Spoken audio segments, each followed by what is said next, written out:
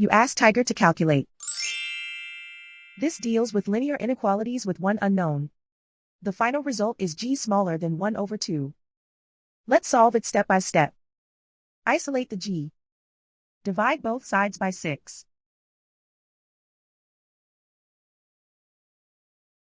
Simplify the fraction.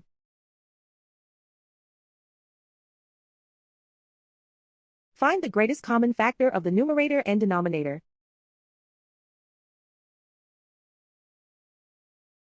Factor out and cancel the greatest common factor.